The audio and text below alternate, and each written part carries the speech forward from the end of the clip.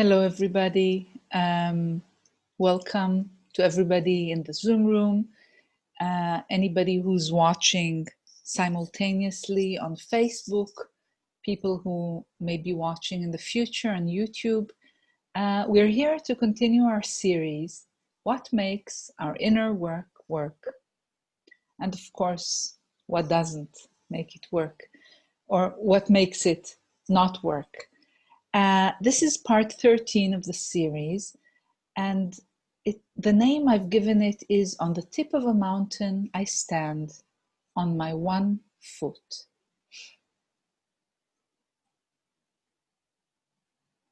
You know, thinking about what to talk about today,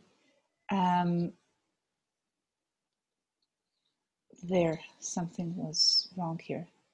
Sorry. So thinking about what to talk about today, since it seems the possibilities are endless, I browsed around and I found a poem that I will soon read to you that was written in June 1998, about 22 years ago. Of course, a lot has changed for me then. It's a poem, a 22-year-old poem. And when I read you poems that I've written,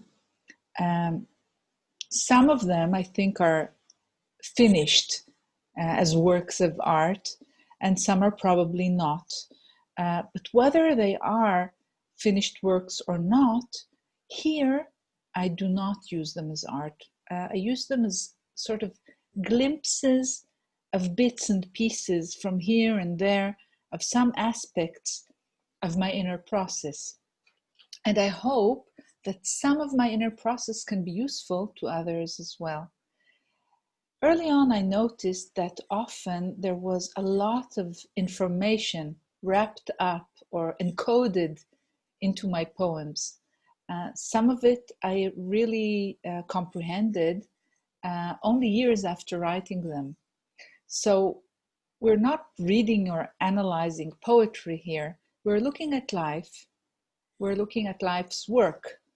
And we're looking at one more way in which our innermost workings and the whispers of our deepest self can be heard. Before I read you the poem, and before we begin, let's all also remember that a poem is not written as a teaching. It has no didactic intentions, at least from my point of view. A good poem doesn't have didactic intentions. It's a poem, so it's something completely different, and we need to regard it as such. So here's the poem I wanted to share with you. It was written in both Hebrew and English, two versions, not identical, but similar. So this is the English version. On the tip of a mountain I stand, on my one foot. Happy winds mercilessly slap. Dark stars sear skin, unforeseen ecstasy. Life in my body I bury to the hilt. From the silence whisper distances. Kind and sweet is pain for life about its work.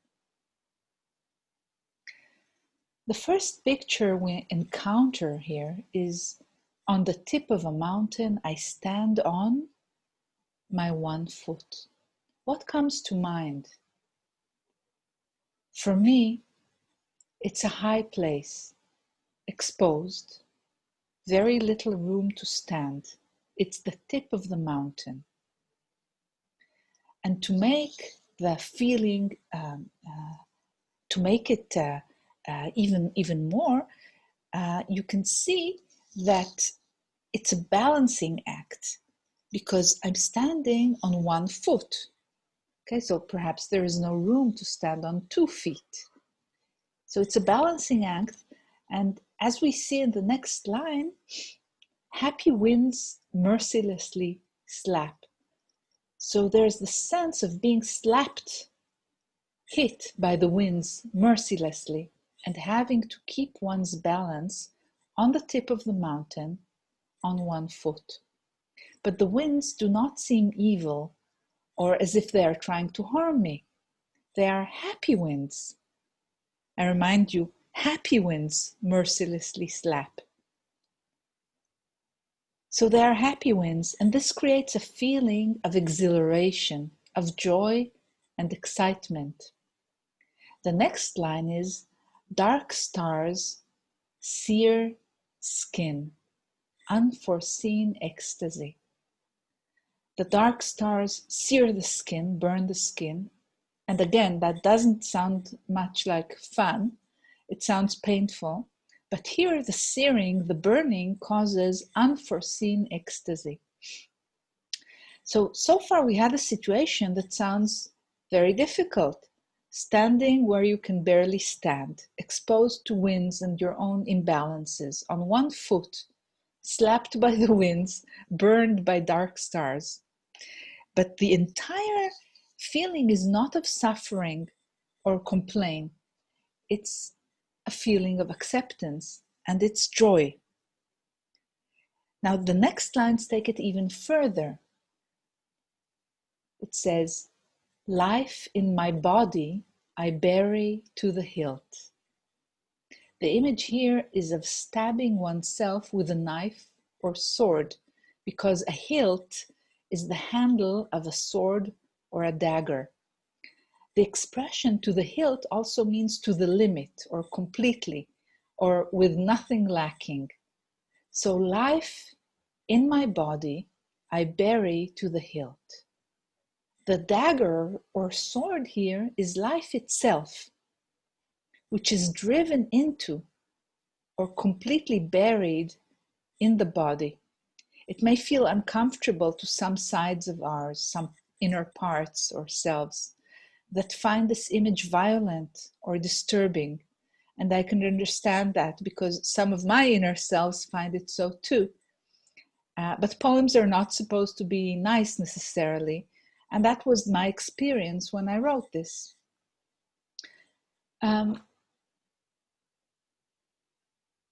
So the feeling here is not of suffering or of complaint.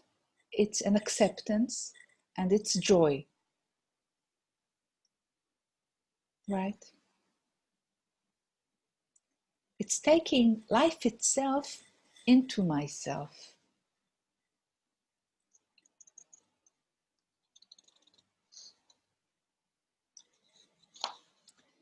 And you can see, how would I say it, that it's not an act of death or suicide as it could be. It's not death that I'm driving into my body like a hilt, like a knife to the hilt, but it's life in my body I bury to the hilt. So it is a very deep acceptance of life as it is, including the difficulty, the imbalance, the pain, the violence. It's a choice regarding how to live. That's how I see it. And the poem ends, from silence, whisper distances. Kind and sweet is pain, for life about its work. I'll read it again.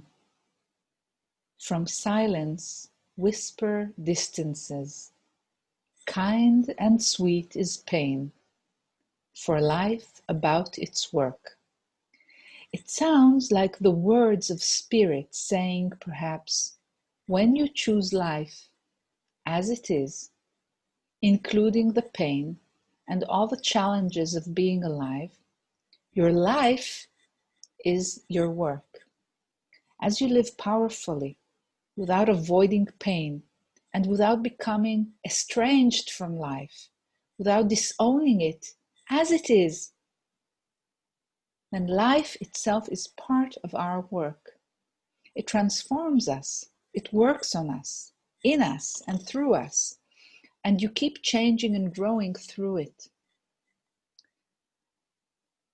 It means, though, that you have to be at one with it, not against it or against aspects of it. It doesn't mean you don't work to heal yourself, or that you don't work to change or heal the world and make life better. It means you do your inner and outer work from a place that isn't polarized against life or against yourself. You work from the aware eye, which can accept everything as it is, and then work with it. So it's not against anything. It's not being against anything.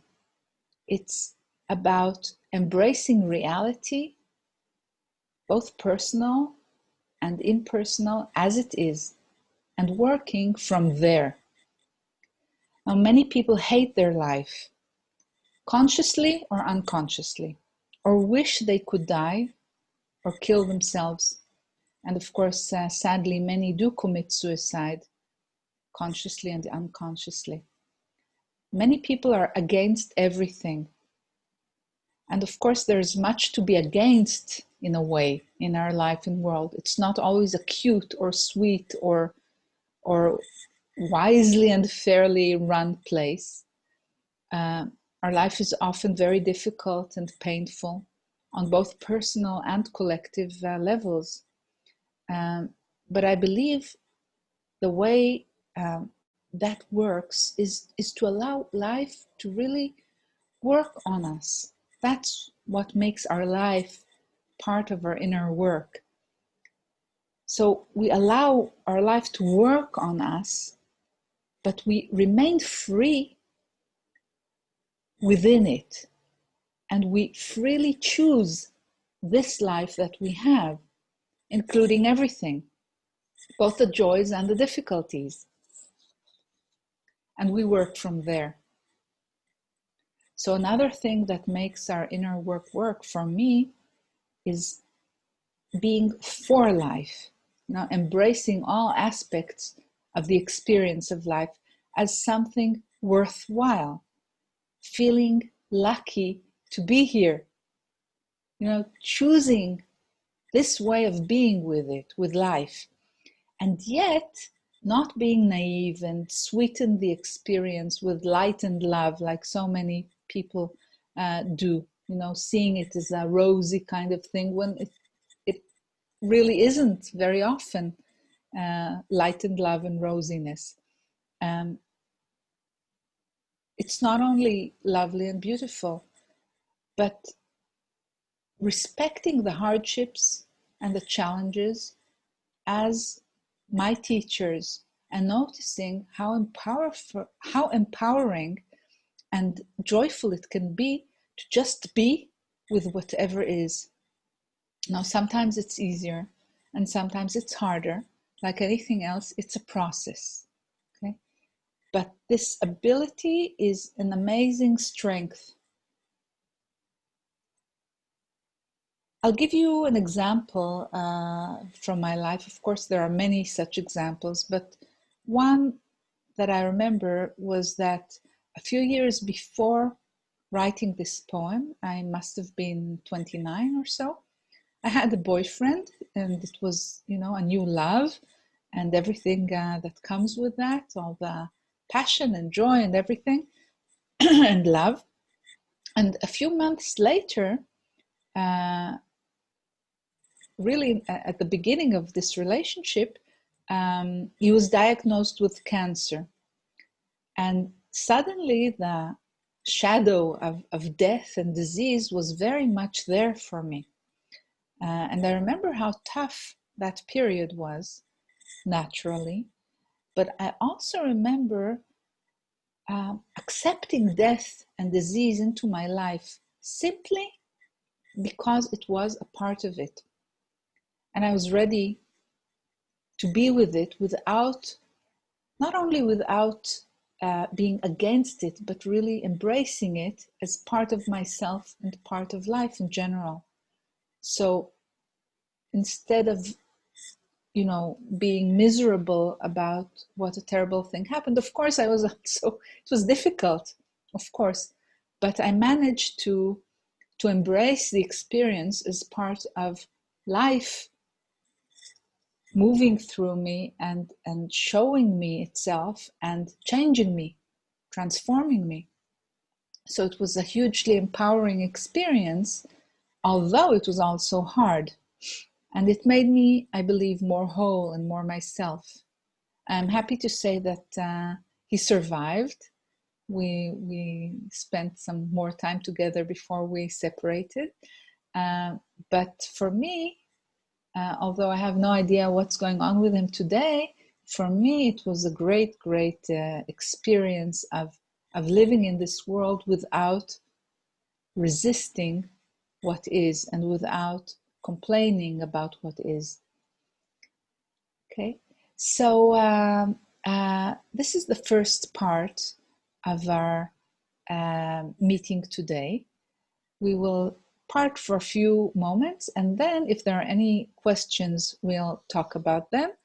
And if not, I've been sent something. But just before we separate, I would like to read you the poem in its entirety again. Okay, so now perhaps after we discussed it a little bit, we can understand a little bit more or be with it more.